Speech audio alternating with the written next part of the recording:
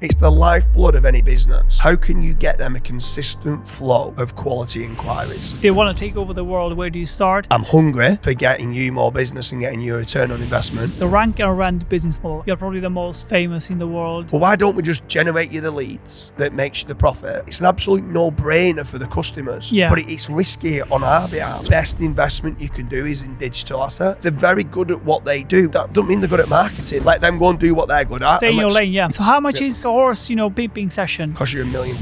So I became a nightmare client because I wanted it cheaper and better. Let me come in as an investor. We want to be the best. Today we have James Dooley here in our studio, a well-respected businessman and SEO, but I think more of a businessman than an SEO, right, James? Yeah, I'd say a businessman that leverages SEO. Nice. Good to have you here. Thank you very much. I hope you're enjoying your time in our little empire. It's an absolute pleasure. Lots of wigs, right? Yeah, there's been quite a few Indeed. Film episodes that we've put together in here. Nice. Looking forward to the final production. Let's jump straight in. Dooley is sad, no job. He gets dropped into a city and has nothing left but himself and his thoughts and his character. Where do you start? Business-wise. In life, like you get dropped off into like a city. You lose everything, but what any you money are now. to even Any buy connections? the name. No, nothing. Nothing. Yeah. And I'm looking to start a business. Oh, you want to get back to where you are now, without connections, without knowing anyone. I couldn't even buy a website because I have no money, so I'd have to start on social media. So I'd start networking as much as I can on places like LinkedIn. But what do you eat? What do I eat? Where do you live? Put you on the spot here, like. I'd still live in Manchester. There's food banks. Go to a food bank. I'd have to live homeless. See whether I can ask someone for a sleeping bag and then get by as much as you can. Bad times make the good times stronger. So there's times I wish this happened. Would you find a job? Would you start going find a job that kind of starts paying some bills? Yeah, 100%. Yeah. Do I have the knowledge that I have now? Yeah, everything. Yeah. So I'd go and try and hit up as many marketing agencies that there is. So SEO agencies, PPC agencies, digital PR agencies. I'd be on the sales part. I'd try and work 7 days a week, 14 hours a day, try to start to earn some money. Once I could start earning some sort of money, then I'd be present on social media, buy a website, and then take it from there. I bet if you just went into any random agency, nobody knew you, but you had your knowledge and skills that you have now, and just went in and said, hey, I want to work for free and I want to double your sales in the next, 6 months. They would not say no, and you will probably be earning top money in 6 months with the knowledge that you have. To be fair, that's exactly what I would do. I wouldn't go into an interview saying, I want to get paid a wage. Yeah. I would literally turn around and say, I'm hungry for getting you more business and getting you a return on investment. If I make you a return on investment, will you pay us some sort of commission? I'd work on commission only as soon as I got up in the morning till night, and then try to earn some money and hustle the way through and seeing what I can do to earn some money and then take it from there. Indeed. I think the easiest way to make money out of nothing now, with the knowledge that we have is just focusing on sales, because if you can sell, then you can get paid a lot. I think another part is I would, from the word go beyond social media, because social media is free. So for the agency, I would be trying to network and trying to generate my own inquiries for the business that I'm working for, so that not only am I bringing in sales, if they're bringing me kind of cold leads or hot leads or whatever it is, if I'm generating my own as well, I'm hoping I could say then to the owner, look, I've also generated this lead that didn't even know who you was. And then try and grab hold of any case studies and stuff like that of what the business has got, share it all over the place and shout it from the rooftops and see what I could do. Nice. That's good. Because I think many people, even maybe they do have a place to live, they do have food, but they don't know, how to, if they want to take over the world, where do you start? If you want to take over the world, I think that, as you said, the place to start from is, just selling. Yeah. Selling is what pays a lot of money instantly, almost. If you know how to sell, if you like selling, because some people might not like selling and might not like to be rejected. And I think selling would be the first thing to start. I think something else that's important as well is I went into 10 different companies. I'd want to try to find the company that sold the best service. Yes. I don't want to sell snake oil. Yeah. So I want to try and make certain I'm selling something that I genuinely believe in. Because it's an easy sell then. I'm genuinely sitting down with someone, or I'm on the phone to someone, and I genuinely believe it's the best Helping product them, that there is. So, and yeah, I'm helping the customer to get a return on investment. I think that's important as well. Not just, well, these pay the highest commission. If I didn't believe in what I was selling, then yeah, I wouldn't want to join that company, because I know that if I did believe in it, I know that not only would I be able to sell it, but they'll stay around and they'll reorder. Yes. And that existing client would then become a monthly recurring revenue client, which is the best type of client that you can have. Good point. Don't just sell, but sell the right thing. What is your upbringing like? Who was James Dooley when he was like 8 years old or 10 years old? I've had a great upbringing, to be honest with you. I've got an amazing mum. My dad passed away when I was 16, but he was an amazing dad. He was always there for us. He was hard on us, but love him to pieces for everything of what he did. At the time, at 8 years old, at times you was thinking he was too hard on you, but he just instilled love and respect. And I think that they're two big attributes of what you need in life, and two fundamentals that have now got me in good stead. So I had amazing parents. I've got two older brothers. For 3 sons, you'd think that you used to fight tooth and nail, and actually we didn't. We used to compete against each other all the time. All 3 of us are very, very competitive. We used to play every sport you can think of, whether it's squash, tennis, football, rugby, literally running up and down the street, whatever, Kirby, whatever it could be that you could play. You had to be the best. You had to be the best between the 3 of us. Yeah. And I was the youngest. Up until being maybe 12, 13 years old, I was nowhere near the best. And I'd play them both, and I'd get beat to them both consistently. And I remember one time, you say at 8 years old, it's a funny age that you said that, is because at 8 years old, one of my first memories that I remember of me being, now in hindsight, of who I am today, and I've got this amazing bounce back ability, is as they used to beat me all the time in sport. And I remember one time I was crying, I'm hitting the floor, and I'm like, and I've got tears in my eyes because I'm getting beat to them both. And I remember my dad came home and says, are you just going to lie on the floor and cry, or are you going to get back up and go again? And that sticks now in memory, very, very vivid memory now. And when things go wrong, which they do consistently every single day, these things that change and that you need to adapt to, that put me in good stead. So like when we've spoke about yourself and your upbringing and stuff like that, and you've had a hard upbringing and stuff like that, I've had a lot of failures in my life at a young age. And I think that when I say failures, just being beaten a lot of challenges, challenges and stuff like that.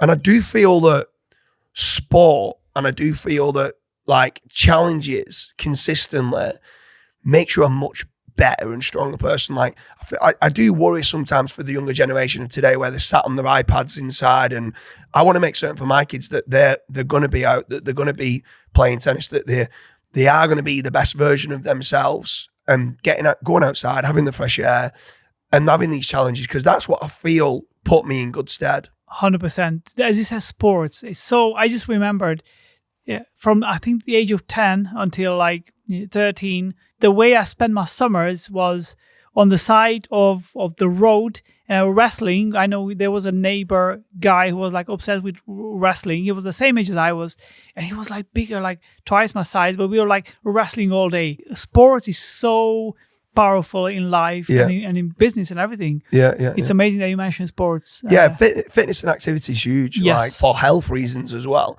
But then also it teaches you, like something else that my dad used to always teach us was, if ever I did anything wrong as a kid as I'm growing up, he would never, ever, ever let me miss training. That was one thing, because he was like, you are never letting your teammates down. If ever I did something, he was like, for me not to go training was not that it was for me and it was like, oh, you're allowing him to get away with things. It was like, you do not let your team members down. For everyone else. You have this team mentality, and especially in rugby league, which I used to play a lot of, and I used to play a lot of football as well. Still play football now. But that team mentality of helping each other out is, I think that's also a great attribute that's helped me with business and with work, because there's a lot of things I've had to develop my skills on that the UK educational system don't teach you, like finance and stuff, like books we've spoken about, like the law of attraction and stuff like that. I never really learned about that until I was in my 20s. And they've been very, very powerful messages to myself.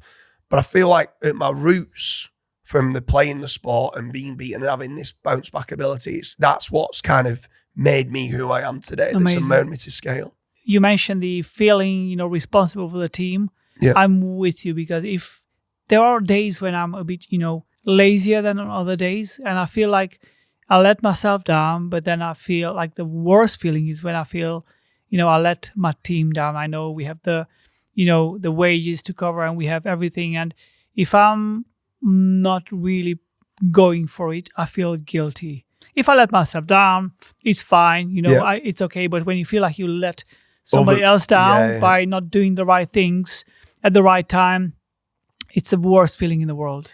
I think also it teaches you, which is another huge fundamental, is social skills. Sometimes it might not be politically correct in today's kind of world, but if a team member's not pulling the weight and they are having a lazy day, sometimes they need that little bit of encouragement. Just like if I'm playing centre midfielder alongside another centre midfielder and I'm doing all of his running, I'm going to tell him, stop being so lazy, come on, I'd be like, what's up, are you injured? Or and I try to understand and digest what is wrong.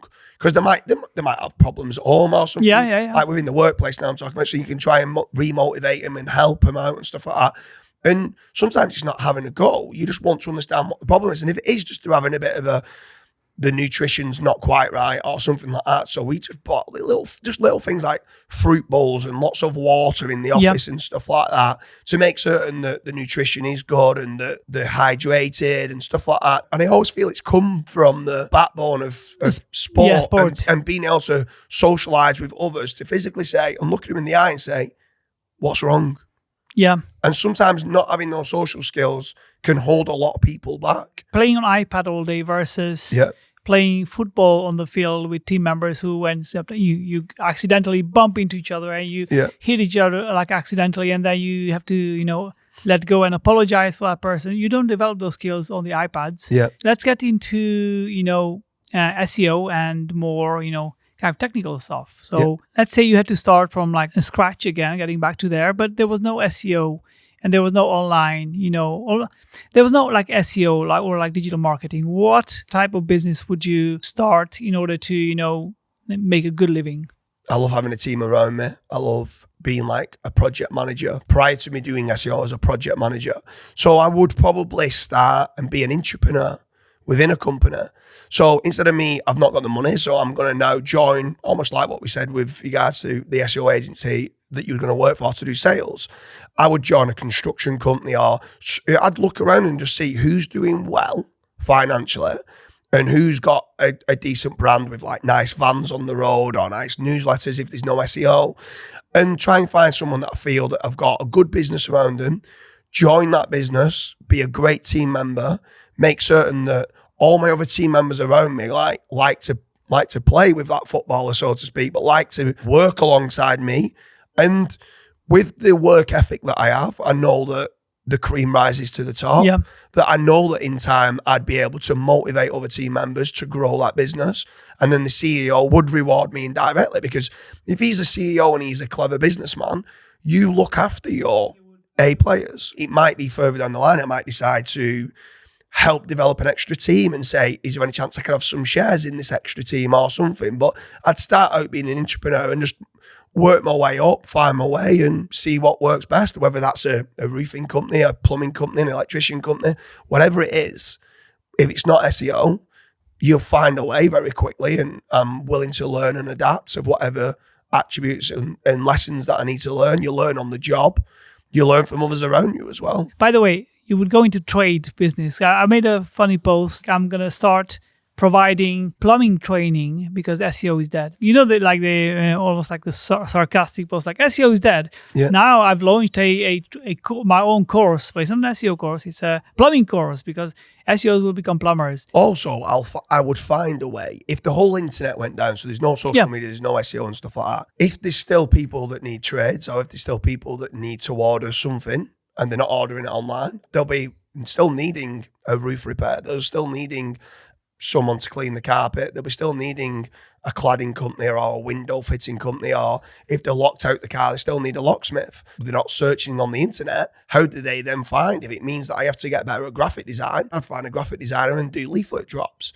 I'd go to local meetups, to breakfast clubs and stuff like that. Not a lot of them are free. Televisions, and it's expensive to do this yet, but if you started to build up money, television ads and radio ads would be off the record. Do you know what I mean? Yeah. Like, still to this day, I actually own an offline marketing company that does billboard advertising, radio ads, bus stop advertising, leaflet drops. Everything that was there before the 90s, right? Exactly, yeah. So they still need it. Yeah. So you just got to then try to find how can you get the companies, which is the most important, and it's the lifeblood of any business. How can you get them a consistent flow of quality inquiries? Yeah. So you can forget the sales part, which we've spoke about, which is very important. Prior to the sales, you can have the best sales team in the world. If you don't have a consistent flow of quality inquiries coming into your business, there's nothing to sell, nobody to sell to. Yeah, exactly. Let's jump into, I know you're an expert into the small business, like the trades, businesses, right? Yeah. Online marketing for those businesses, because we know you have lots of websites in these industries. Yeah. Let's say you are, I know, a locksmith, a local locksmith in Manchester, and you have just launched a simple website, or no, not even, you don't even have a website. So where would you start? Of course, launching the website. Well, what would you do, like step by step, to dominate your sphere in Manchester as being like a locksmith, for example? So now the internet's here. Yeah, we have the internet back. And now, what kind of budget have I got? Because it would matter on the budget. Okay, what's a typical locksmith that let's say, because you did take on locksmiths that didn't have a website. Yeah, so what was their yearly kind of revenue? So if I was to turn around and say, right, okay, Mr. Locksmith, you need to give us £2,000, and then we will start from the £2,000 to generate you a consistent flow of quality. £2,000 a month? No, just £2,000. £2,000, right? Okay. Yeah. So I'd buy an exact match domain. So if they're a locksmith, I'd try to dig a little bit deeper, because locksmiths are quite broad.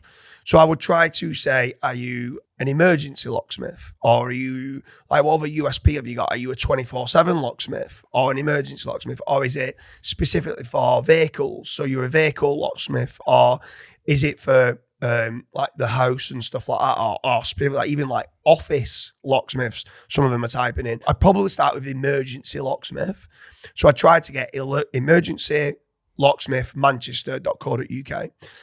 I'd then go and create the article, the homepage, saying that we are a professional locksmith that provides emergency services. So whether you're locked out your house, whether you're locked out your car, whatever it is, this is the service that we do. I'd get a telephone number put on there, which goes through to the company.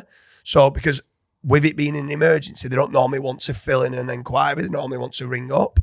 So I'd put a telephone on. I still have a contact form on there, but majority of them, probably 98% in that industry is calls. I then start getting like, just starting to look at what do real businesses do. So the first thing that normally that a real business does is they'll go and set up the social media kind of profile. So they'll set up a Twitter account, which might be emergency locksmiths for the Twitter.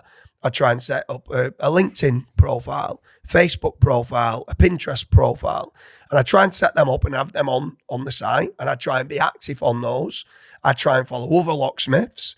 I try and follow just other people in the Manchester area and network with other people, with anyone with hashtag Manchester, just to try and build up that kind of following. Twitter helps with indexation as well. Like if you do a tweet and it links back to your site, it helps with indexation. I then try to start doing any jobs that we did win. I try and start doing case studies, showing jobs that we've done. So I try and get a before and after photo, or a happy client, or a video even better, saying, oh, Dooley's Locksmiths was amazing. They came out within 30 minutes and they managed to get me back in my car. So I try and build up case studies. I'd then go and get real business directories. So like in the UK, it's like Yellow Pages, Thompson Local, and there's probably around 550 different directories that you can get listed on. And what happens with that is you get a NAP listing, name, address, and phone number. So you go and put the name, which could be like Dooley's Locksmiths or Emergency Locksmith Manchester, put the address on there, put the telephone number on there that goes onto the site, and you get, generally speaking, a no-follow naked URL backlink through to the site. I then load them 550 citations into an indexing tool. So like Indexceptional or Giga Indexer, which helps then Google bots come and crawl those. That's an important part of getting the links being picked up. Otherwise, a lot of the directories don't get crawled and picked up.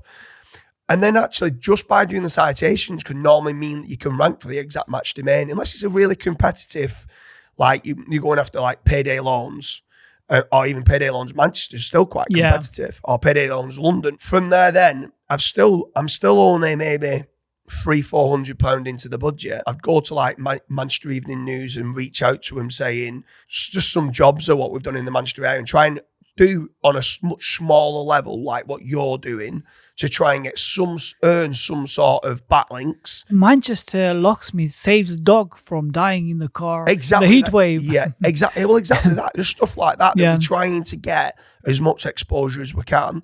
And then the truth of the matter is, you then start doing like the suburbs of Manchester, like Salford, Eccles, and they're only little villages and towns, but they might get you an inquiry every couple of months. Yeah. And then from there, then the phone's going to start ringing. And then the truth of the matter is, after that, you do need to start building up the power of the site. So you can have the best content in the world, but without backlinks, it's kind of, the 3 pillars is technically build your site out well, build good quality content and lots of good quality content that's NLP optimized, entity optimized and stuff like that, and backlinks. So after that, then I'm then looking to try to get, if I can get some guest posts, maybe some link inserts into existing Manchester-related articles. Once it starts to earn, and I'm earning enough money from there, maybe get a digital PR campaign. But in some local niches, you will not need digital PR. Digital PR is not even need a few guest posts and a few link inserts is not needed. Regarding guest posts, would you go and try to find bloggers who are actually Manchester-based bloggers? Yes. Or locksmith-related bloggers. Or locksmith, yeah. But something else that we also make certain that we do is we also make certain that we write the article. We would want to write the article because I would want to make certain that I'm getting every variation of a subheading that I can and every possible question. Oh, you would want to rank the article. I'd want to rank the guest post as well. Yeah. Because in my opinion, the best link you can have is from a link that's ranking for the keyword that you want your site to rank for. So I'd physically try to rank that and share that on my social media and stuff like that and get that out there. And then obviously the more and more traction that you're getting online, the better obviously things can come back. But if you was then going to say, what would you do for a harder type of industry and a harder niche, you'd still follow the same process.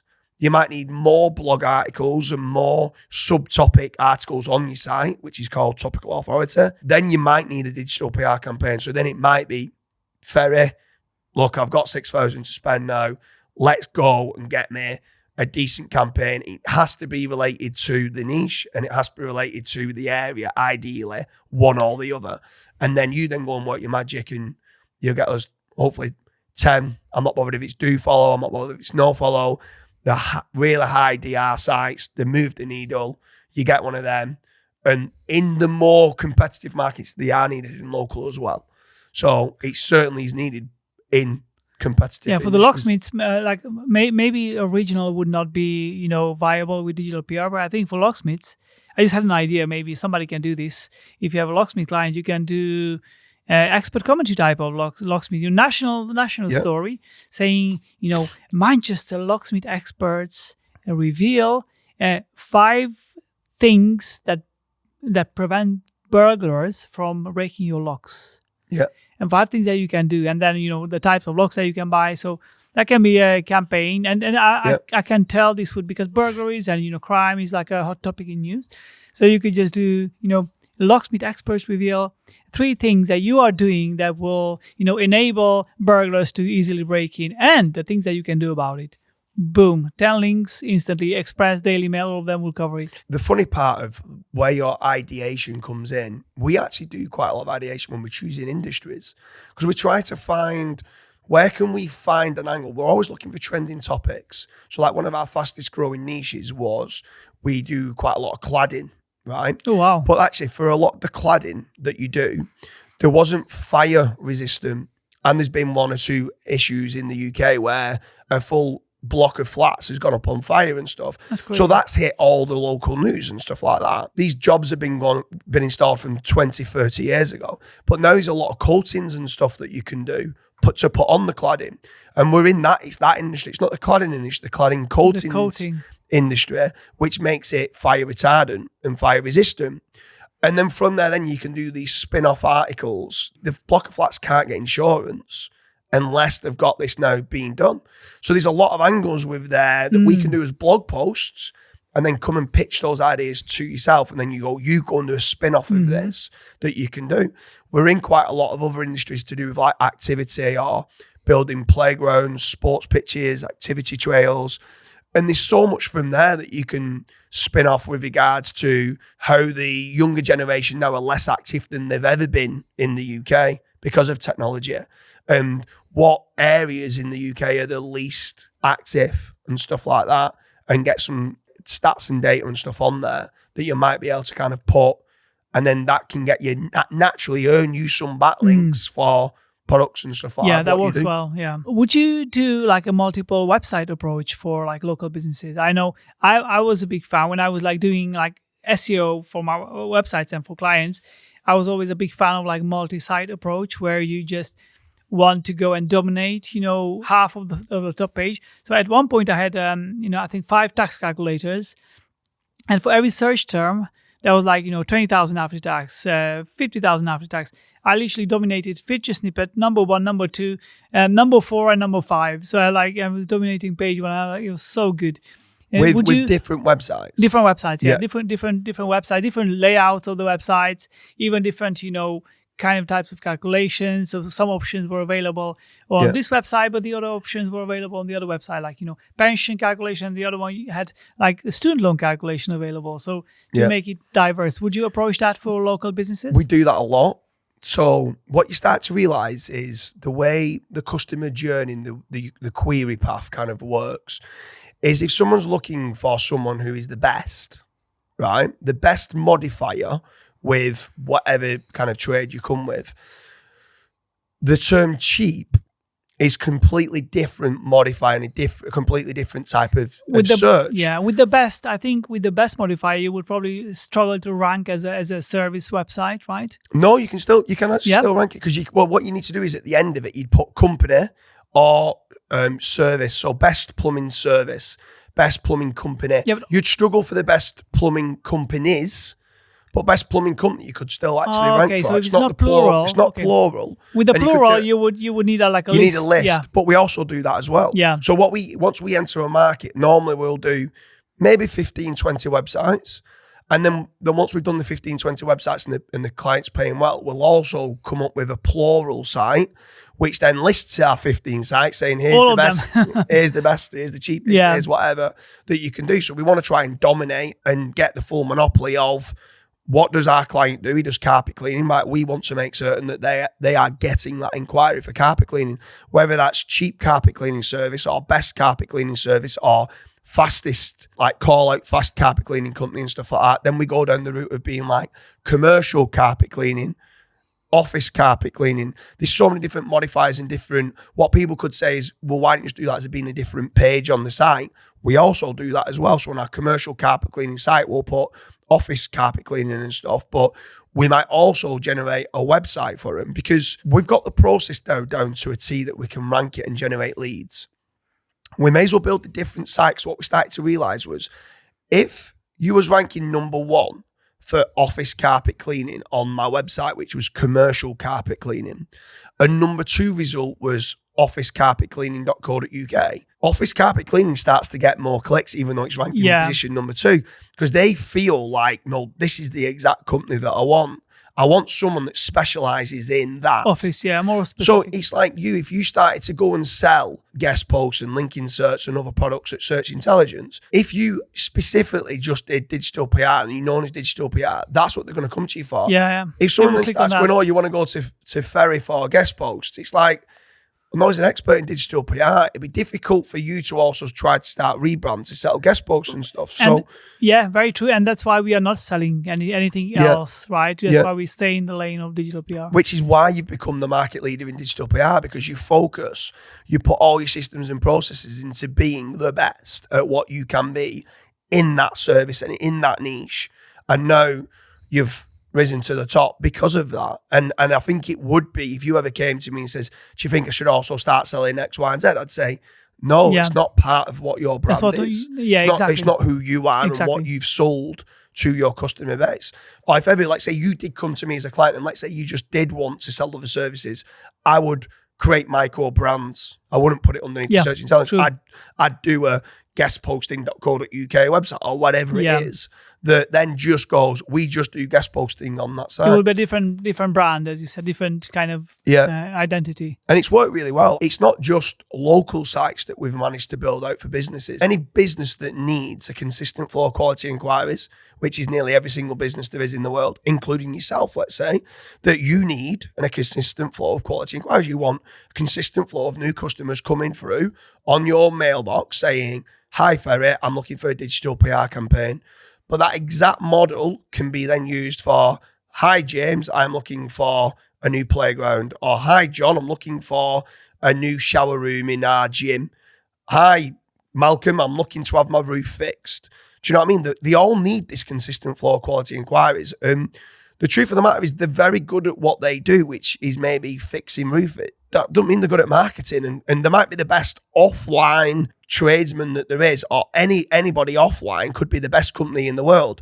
But you need to put that online. Yeah. And we're very good at grabbing all their images, grabbing all their videos, grabbing all their testimonials and putting it on the site in a format that we know converts very well with the right type of content and the right entities, getting the right type of backlinks that are needed through to that site to be able to rank. That's what we're good at. I'm not good at going fixing the roof. Let them go and do what they're good at. Stay in your lane, and let's do what I'm good at, and then it works nicely. That's exactly the next question that I've got is like the rank and rent business model. I know you're probably the most famous in the world in the rank and rent model. So how does it work? Let's say there's a plumber who enters Oxford and says, or they already have some presence, but they say, we want to explode our business. We don't have expertise. We are good plumbers, one of the best services, but we don't have expertise. And we want to invest whatever it takes for us to dominate, to become the leaders in Oxford, in Oxfordshire area, in plumbing. Yeah. Where do you start from with that client? Let's say the client calls you, I've seen you on a podcast with Fery. I want to dominate my industry and we want to make millions. Is it possible? And what would it cost? And what are the next steps? To start with, prior to doing the rank and rent model, because this is quite important for me to explain this part, we was looking to potentially set up an SEO agency. We're very good at ranking websites, right? But my issue with SEO agencies, right, in general, is they have to spend quite a lot of time nursing the client, nursing their customers with nice glossy reports and explaining what they're doing and why they're doing it. It's one of the only industries in the world where if you went and got a bricklayer to build you a wall, you let the bricklayer build you the wall. True. Right. You're not going to micromanage. You don't micromanage. You don't stand there, standing over the bricklayer going, excuse me, why did you tap that brick 3 times? Excuse me, why did you only put 2 grades of sand in that? He's the expert at building the wall. Let the bricklayer do what he does, which is build the wall. The issue is a lot of people train SEOs to fake it before they make it. And now it's created a lot of cowboys in the industry. There's a lot of amazing SEO agencies out there. But now that a lot of customers have been burnt by these fake it before you make it SEOs, because that's what they've been taught to do and train on other people's budgets, which I absolutely despise, and I hate people claiming fake it before you make it, because you're not doing trust, honesty and integrity. You're taking £5,000 a month from someone saying that you're good at what you do when actually you're doing guess-EO, not SEO. And you're trying to guess to try and rank their websites. So for that reason, I moved away very quickly. This is 13, 14 years ago from SEO. It was probably nine years ago, maybe. We moved away from SEO. We leverage SEO as a business, and we started to realize, what do we want? What's the end goal for our client? So let's look at the end goal and let's work it backwards. They want more leads. Why do they want more leads? Well, they want more orders. Well, why do they want more orders? Because they want more profit. Okay. So now you're starting to get to the end goal. They want to make more money. When you work it backwards from there, and whether you go, well, why do you need SEO? Because I want to rank better, to generate more leads, to generate more profit. So we're like, well, why don't we just generate you the leads that makes you the profit, and you give us a cut of the profit, and we guarantee you a return on investment.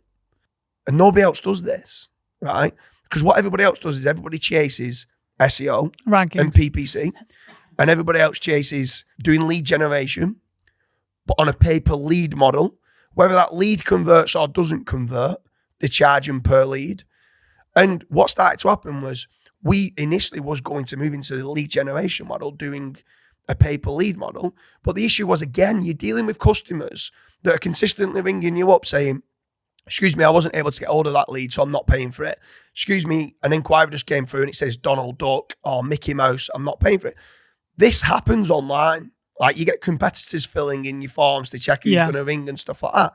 So when you start understanding that not every lead is a good lead, and that's just part and parcel of business, we just say, I don't want to have a big sales team that's consistently not arguing with clients, but like, I don't want to pay for that. I do want to pay for that. And you're having this like debate of which leads do they and don't they pay for.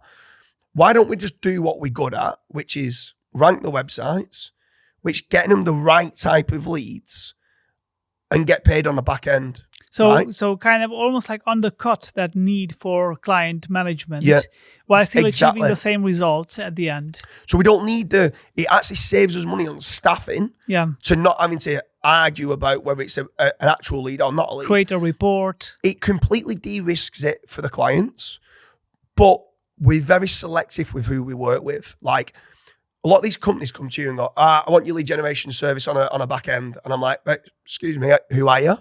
What is it that you do? Is it a good product? Like, we try to understand who is the company? Are they providing a good service? Because if they're not providing a good service, I don't want to work with them. Because I want to work with these people long term. I'm going to build them a site with their photos, with their videos, optimize it properly. I want to make certain that I'm not here for 2-3 months. I want a monthly recurring revenue stream that for the first 2 years, I'm not bothered about profit from that client. I'm bothered about building it, that now we've got to a point where they're generating, whether it's 10 leads or 50 leads or 200 leads a day, however many it is, it might only be 1 lead a day. But if that's one qualified good lead for what they make good money on, for some businesses, that's great. Some need 50, where it depends on like where they're at. Like, if you do roofing for a church, you only need 1 a month and it's big money. But if you're doing carpet cleaning, you might need 30, 40 hundreds a day. If you've got a lot of teams, if you're doing repairs, you might need 30, 40 a day, or surveys and stuff like that, you might need quite a lot. But coming back to on the rank and rent model, we get a lot of inquiries that come through on a daily basis to us that wants rank and rent.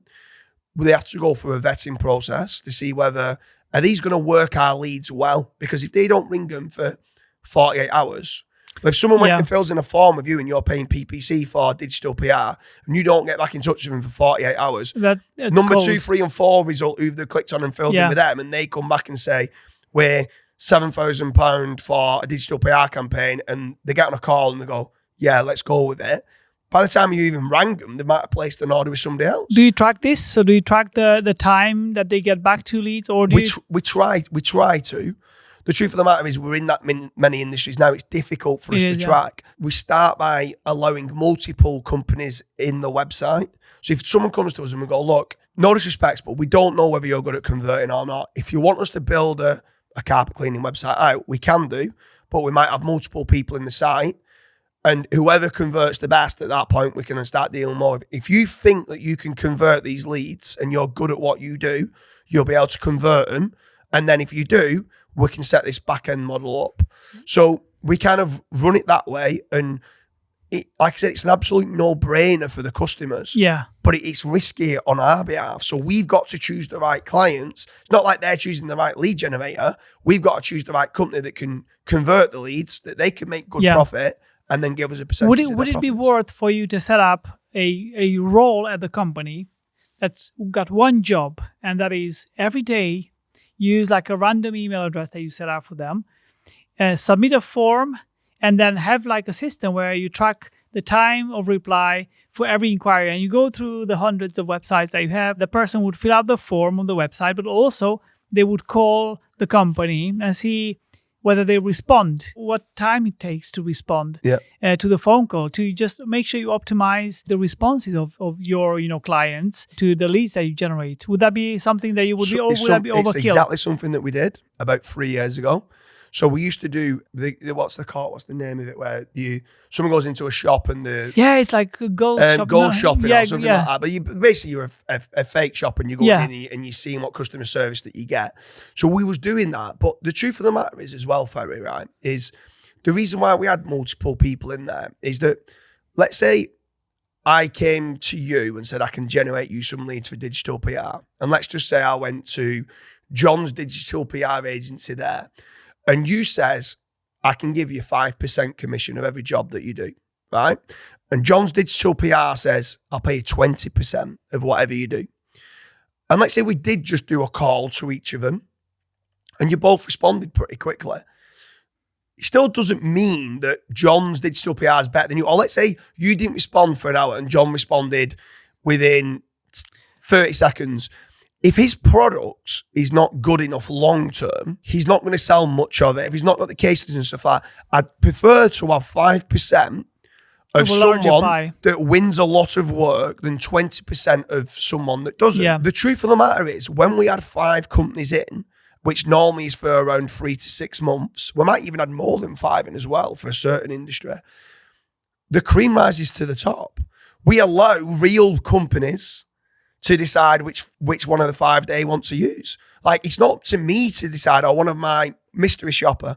It's not one of my mystery shoppers to go in and decide that one person says whether it's good or bad. Based on metric that is allow the customers that might have their own different metrics with who they think is the best. After the 3, 4, 5, 6, 7 months, we can physically say, well, John won 1 job, and you won 30 jobs, so 5% of 30 jobs is better than 20% of 1 job. And over here, someone else might have won 10 jobs and paid us 10%. And we might go, right, we need to get rid of John. And then you might narrow it down to the last 2. And then the truth of the matter is, them 2 might both be good companies. And it's not like, oh, we're going to switch you off. At that point, we might be, right, now tell us what you're really good at. And then we might then build them a specific site for, if they did roofing, they might be really good at slate roofing, but the other one might be really good at pitched roofing. One might be really good at flat roofing, or biodiverse roofing, or green roofing, or blue roofing. Now, all of them are different types. There's brown roofing as well. These are all different types of roofs. You've got felt roofing. So once you go into roofing, you realise there's actually 27 different sub-products just within roofing that what you can do. So it's like, name the 3 things that you convert the best at and make the most profit in. Now, your 3 could be slate, tile, felt. Yeah. Theirs could be flat, blue, and green. You already know then. They've already built the relationship up with you. They've been working with you 6 months. They're already paying for existing jobs. Yep. You've got this trust.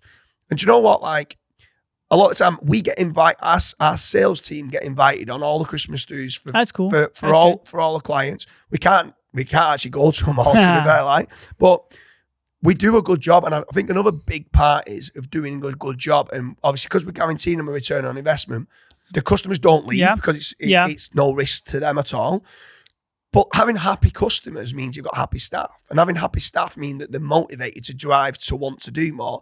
And when they're getting up in the morning, they're turning into work and they've got happy staff. They're excited, They're excited to work hard and do stuff. So it's a snowball effect that's worked really well. And we'd never, ever, ever go back to SEO, pay-per-lead, or anything like that, where people can have a debate that they're not quite happy with it.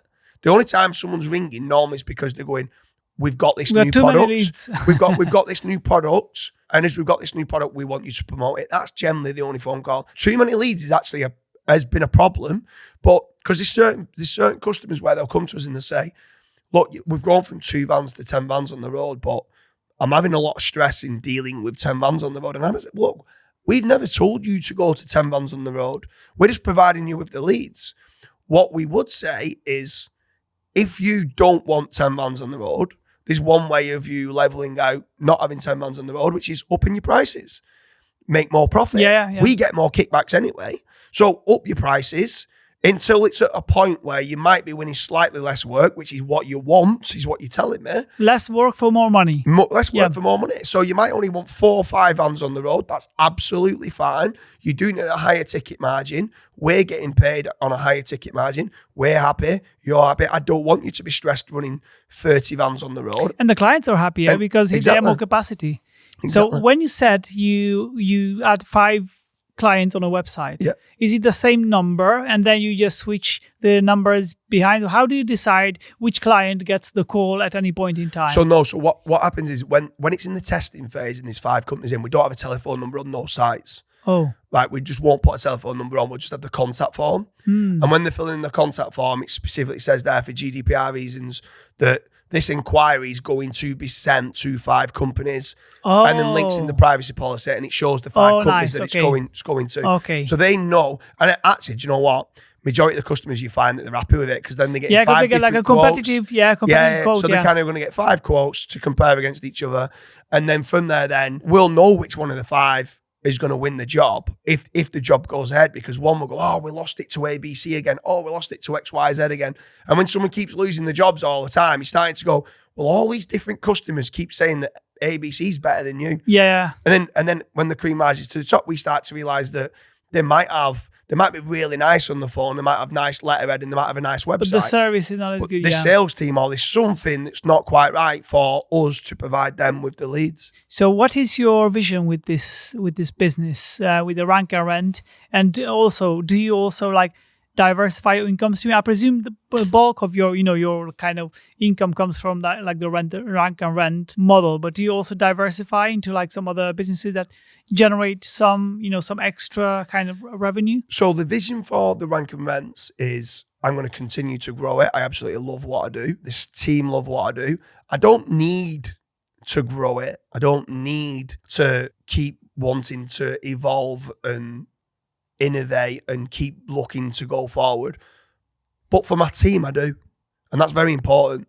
My team who've been around me, who are now part of my family and my extended family, they want to grow. They want to get really nice houses and they want to grow it further. So as long as it's not putting stress and onus on me for the growth, I've now got a great middle management team in place. I've got some great directors who run the business. I've got a head of SEO, head of PPC, a head of social media, head of technical SEO, head of link building. And they deal with the day-to-day tasks. I only need to do 1 hour a week if I want to. I choose to do a lot more by choice because I love it. Yeah. So, and I love going into work and they're all my friends that are in there and I love their coming in and they're coming to me high five, we've got this new client and he's really happy with it and he's upped his budget and stuff like that. And like, oh, well done and stuff like that. Those mini successes we celebrate because we want to enjoy the journey.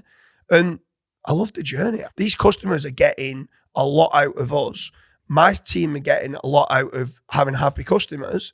It makes me happy. It makes them happy. The clients are happy. So for that reason, the vision's always going to be, let's just carry on doing what we're doing. Indeed. We're doing a great job. Never selling out. You don't want to sell out yet. I mean, who knows? We're too big, for being honest. Like, I think we'd have to break up what we've got into multiple businesses.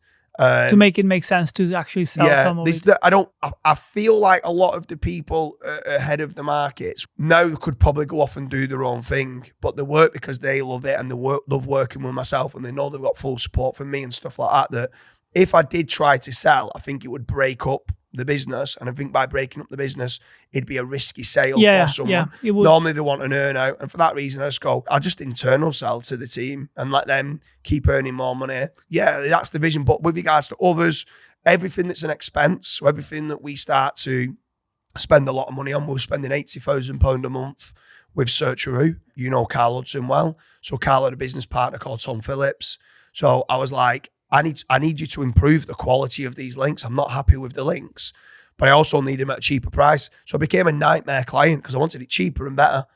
Do you know what I mean? And I was like, or let me come in as an investor. So Tom wanted out anyway. I didn't know this at the time. I'm like, let me come in as an investor. Otherwise I'm going to be moving my £80,000 either in-house or I'm going to start splitting them up with multiple link building agencies. And as I started moving them out to multiple link building agencies, Tom would have lost money in doing that. So Tom allowed me to buy in on Search Through. And then there's other services that we've used over the years that we've found to be great, but we've got our own in-house testing team. So we always want to improve it. And until I get investment in the company, they're like a bit, I don't really want to keep improving it. I'm like, look, you should want to be the best. Yeah. And sometimes at the top, the business owners might be like, well, I'm making enough money. And I'm like, let me invest in your company. That's the wolf on the top of the mountain, right? Exactly, You should not be not innovating, not wanting to be better. I'm like, let me come and invest. Because when I do come and invest, I'll improve it and we'll scale it out to new numbers. You'll benefit from it.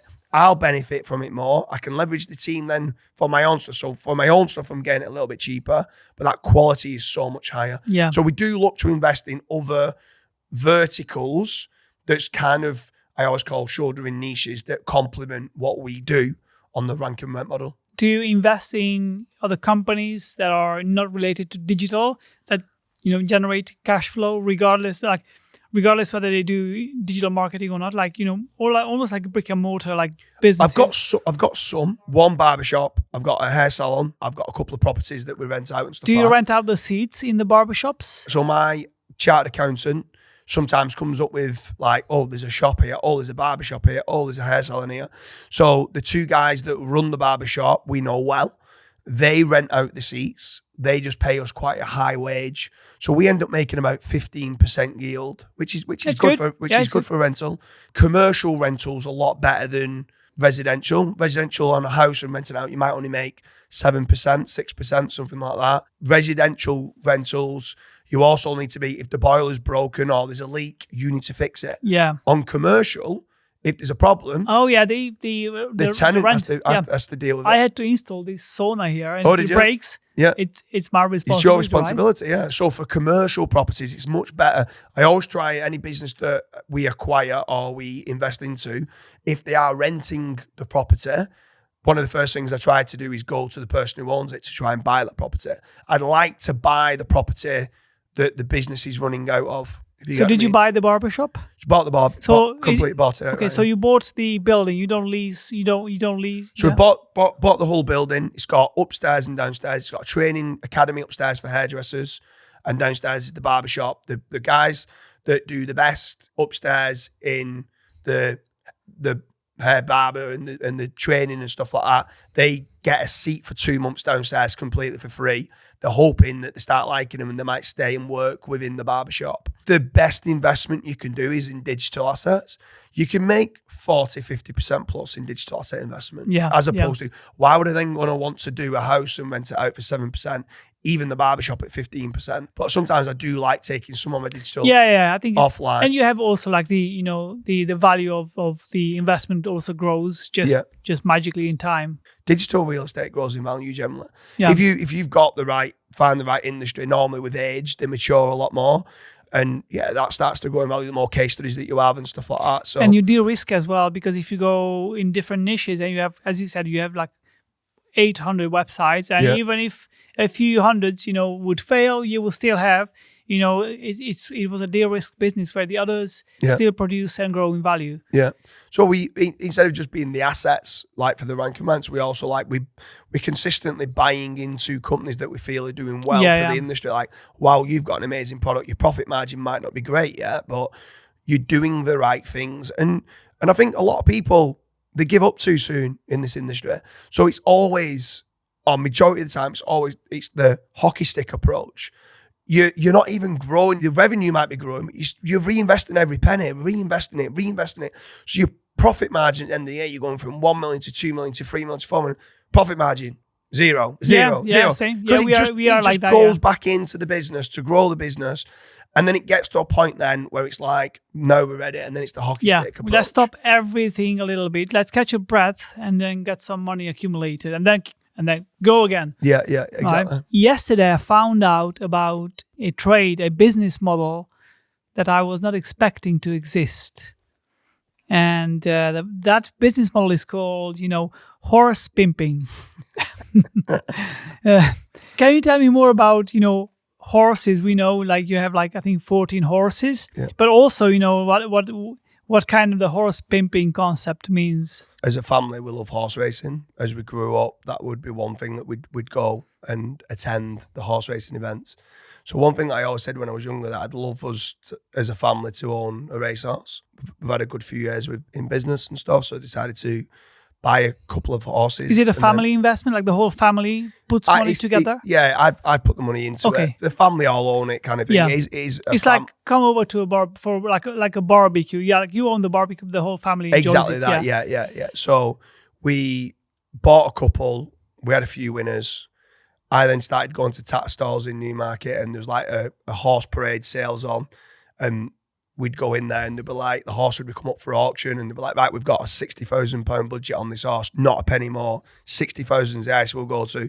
So I'm like, 50, 52, 55, 57, 60.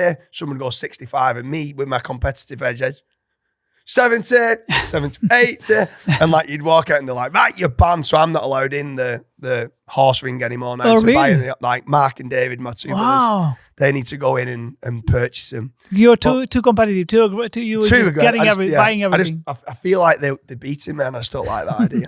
The horse pimping is what you're saying is the breeding side of it. And in horse racing, they say that apples don't fall far from the tree. So the breeding is very, very, very important when you're looking at the horse. Like our David, we call Stato. So he's all about the form and the time and stuff like that of what the horse has done on the race course.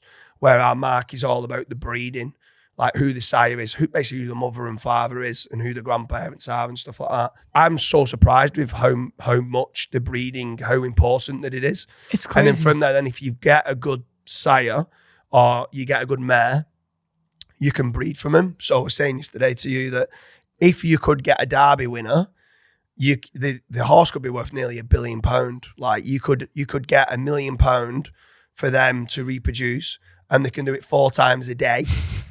Can they do it 4 times a day? Yeah, 4 times a day. And that horse is like, that's why I say you're for like several months. You're like a horse. Year. That's where it comes from, right? Yeah. So that's where the horse pimping comes involved. So we've just had a mare called Teddy's Dawn that we've just bred from last month. That hopefully next year. So how much is one session for us? For like a horse, let's say like a horse, pimping session. So pimping session is the breeding, yeah. To be covered by one of the best sires would cost you £1 million. If you've got the female horse, cost you £1 million. What do you mean? To breed? Yeah, to breed it. £1 million per. So for them to bring the male horse to the female horse. No way, £1 million. £1 million for a shag. So that's crazy. But that horse is, if that horse goes and wins a Derby, like you said, it's worth £1 billion. And this shakes, we can't afford anything close. Like we're not going buying. Yeah, of course. To buy these horses, to go and buy that as being a foal, once if it's come out and everything's fine with the horse, which majority of the time it is, that might get sold in the sales for £6-7 million. But if you didn't produce from the best sires and didn't spend the £1 million and you only spent £500,000 on a less a lower quality sire, they might only sell it then for free. So actually it's good business spending the £1 million to sell for 6 than £500,000 for free. But the people in that industry are like, they're on another level of what it is. We understand the breeding, but we normally buy, if a sheikh from Dubai comes and buys a horse for 5.6 million, I think we bought Casanova, which is one of the horses who was out of Frankel. And I think they spent £1 million. Frankel's like one of the best, probably the best horse there is ever. And we've got one of the sons of Frankel. That's amazing. And they bought it, and I think it was, someone can check on that. It's called Casanova the horse. I think it was about 5.6 million as a baby it got bought for. And we own it now, the horse. And we bought it for, I think it was like 80,000 or something. That's a good deal. So we're getting like other people's kind of failures that we feel with age it could improve and stuff like that. But it's not a business. We don't treat it as a business. We treat it as lifestyle. The lifestyle, the family come together, all the family and friends come together. We can go to all the big festivals like Royal Ascot, Cheltenham Festival, Punchestown, Leopardstown, Galway. We go to all these events together as a family, and we've had some great success. We've had a lot of winners. Do you get to network at those events, like high level people? Is it a chance to like really meet, like people who you would not meet otherwise? Exactly, yeah. So like you sat there with the billionaires. You sat there with the people that are worth 50, 60, 80, 100 million that own 20 racehorses, but they've spent 5, 6, 7 million per horse and That's stuff amazing. like that. Can you actually have a discussion with those people? Of course, yeah, of course you can. At the end of the day, Fery, we're all humans. Yeah. Some people, when the more and more you start to be more successful, they're actually more open that you are. Yeah. The nicer you become. Yeah. Because to get really to the top, you need to. Sometimes unless you inherit. Yeah, exactly. Unless you inherit. If inheriting, then it's slightly different. Yeah. But generally speaking, you need to have some kind of awe about your character, and character to get to the top. So they've always got amazing stories to say. Like I love the events of speaking to these people. When you're speaking to people that are more successful and around you, you're just like, wow, my goals. I think I dream I'm thinking big. small. Yeah. Yeah, and it's like I'm a peasant. Yeah, Do you know what I mean? Exactly, So like, exactly. I was talking in Vietnam to the guy who owns like the car rentals. You know, I was Dan, talking. He makes like 40 million euros. Like his businesses in Germany. In Germany in a year. And I'm like, you wanna aim to 10 million this year. Like, why am I thinking small now after talking to this person? Like, that's the value of talking to those people. And as you said, he was so open, like sharing, everything, like all the, the money and how they do the operation. Like, this is crazy. Like, how comes the people that open at that level? And I think, they are open. And he's such a nice guy as well with it. Like he understands, like he'll turn around and instead of taking all the glory, he's like, I can't do it without my team. The team's the most important part around me, and indeed, they do the day to day, and they're doing an amazing job. And he's now at a level where he's sitting on the board of a lot of amazing businesses, and he can just decide on what business he wants to invest into. Yeah, and it's pretty cool. Yeah, he's a proper cool. Yeah, very cool cool. I'm glad character. I met him. Spouse and kids. I think this is a topic that every business, or not just business owner, but everyone is like, how do you, even people building careers and people, really, being dedicated to their careers.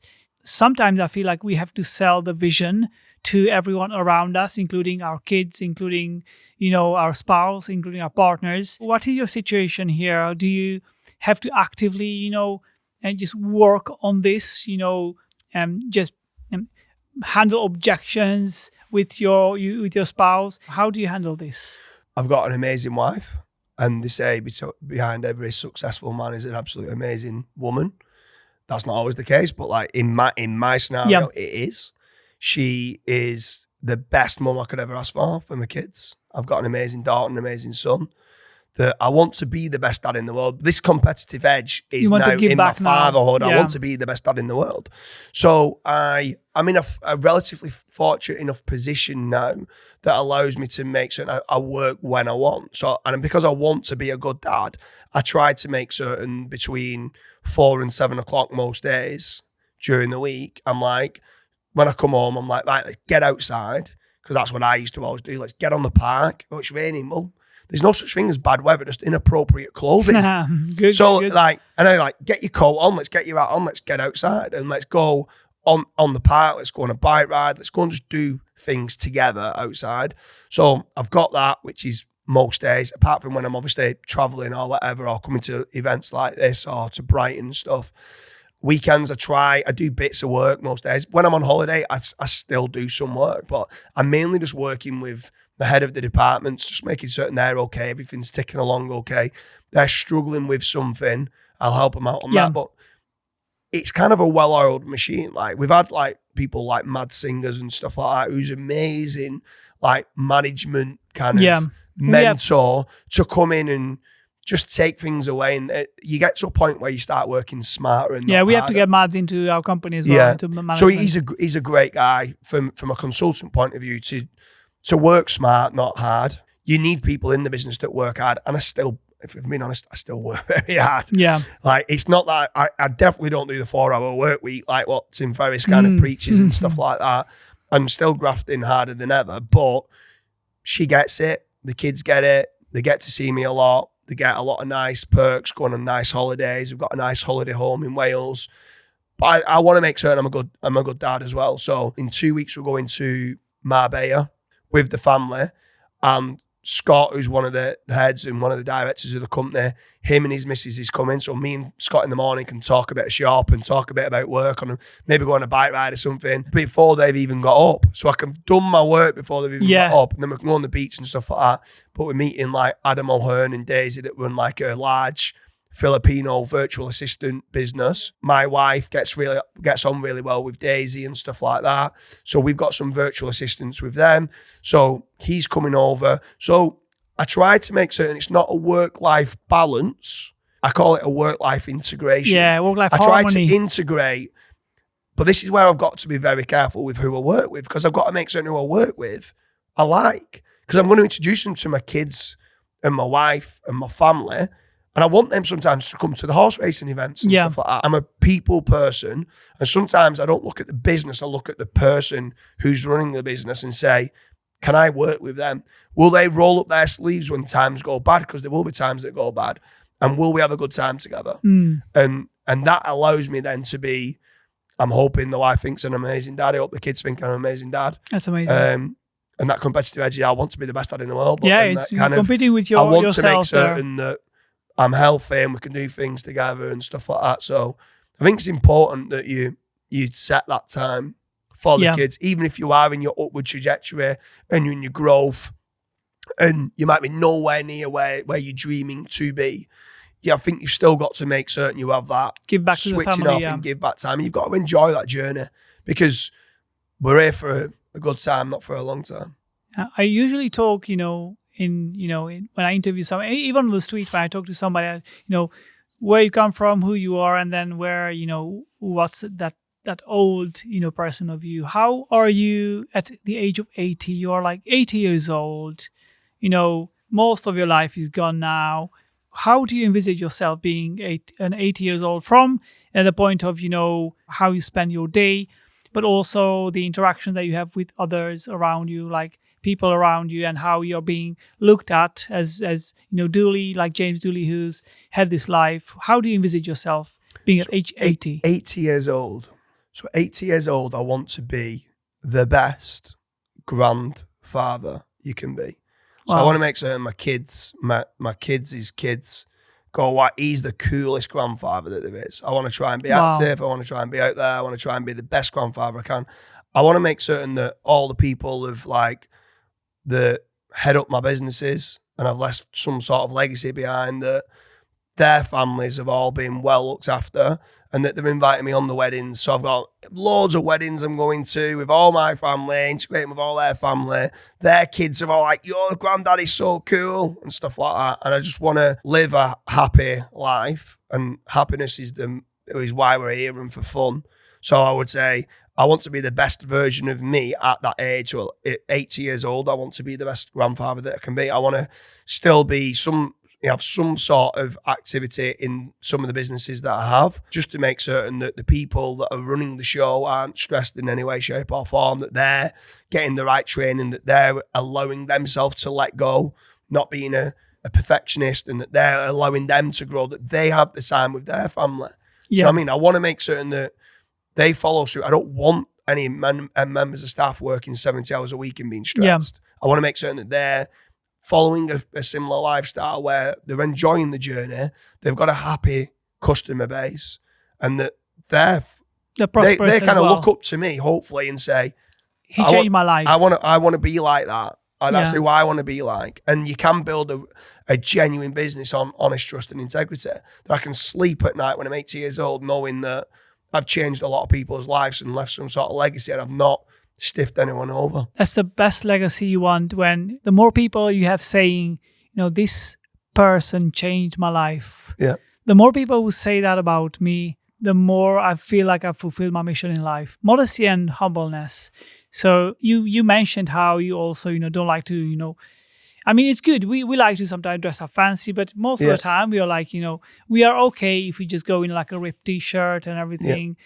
And also, just being humble and just keep your heads on, on your shoulders, right? Not becoming too fancy for the world. I think that's what you have as well. What's your philosophy of being, kind, humble, and I think you've got to keep I think there's a saying, you got to keep your feet on the ground and not in the clouds. And you've got to stay humble. If you're not humble and you're arrogant, then you're not a nice person. If you're not a nice person, then people won't want to hang around you.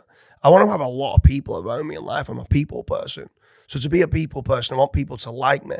I don't want people talking behind my back going, oh, he's unapproachable, so arrogant, he's doing this or he's doing that. Don't get me wrong, if I'm not saying to go and buy a boat, but like to go out on a nice yacht and stuff like that with all the family. I want to enjoy nice experiences and stuff. Of course, but same. I don't walk around with lots of tattoos. I don't go walking around with top of the range kind of clothing and stuff like that. I'm all about memories and experiences, not about materials. And I just want to live a happy life. I've got like a pickup truck, right? It's just it's new, it's a nice drive, but I want a pickup truck so I can put like a football kit in the back of the car and stuff like that. When I drive down the street, people don't know whether I'm the office cleaner or whether I own business. Do you know what I mean? Like, it doesn't matter. And it feels so good. I was just saying this yesterday, when you go in, like among some people and they don't know who you are, and then you have like this ripped t-shirt and ripped trainers, and you start having a conversation, and then they just realize that something doesn't match here. Like, who is this person? The way he talks, the way he thinks, the way he interacts with people, there's something going on here that we don't know about. Just judging from his like almost even like attitude or like the looks. I love this thing, like just keeping it very low radar, very, very humble. Even Jason Hennessy, who's got like a massive business, he makes a lot of money, but he's like in a grey t-shirt in Vietnam and walking around the street like very very modest. Sometimes I did dress up in the, I'm not sure whether you've seen my starfish kind of outfit at the party, but like most of the time we don't. That's fun though. Like, that's fun, different. It's not doing it to be out there to be, oh my God, look, who I am. Look at me, look how rich I am. Respect me. This is more, look at me, I'm a prankster, I'm a comedian, I'm funny. Indeed. This is what I'm about. You can laugh at me all you want. You can laugh at me. Yeah. Do you know what I mean? Like, this is who I am. I've still got that child within me that wants to have fun and have excitement. You've got to keep hold of that and understand what the journey is for. And it's not always for a monetary value. Like, money indirectly can make you have some nice things, but buying a 300 grand Ferrari tomorrow, it doesn't then turn around. It might make you happy for a couple of days. Yeah. But then after that, then it just brings worry in your life of like, what if I curb it? Where can I park it? What happens if someone keys it? Yeah. So it just brings added stress to your life. I don't need that. As long as I get from A to B and it's a nice drive. It's safe. And it's safe and the kids love it and stuff. Oh, daddy's truck, way, and stuff like that. Then that's what I want. Thank you for being here. It was a great chat. And I feel like we could chat for like weeks about unlimited topics, and hopefully we'll get to have another discussion soon. Yeah, for sure. In the same way. Thank you very much for being here. Thank you, Fery. Pleasure.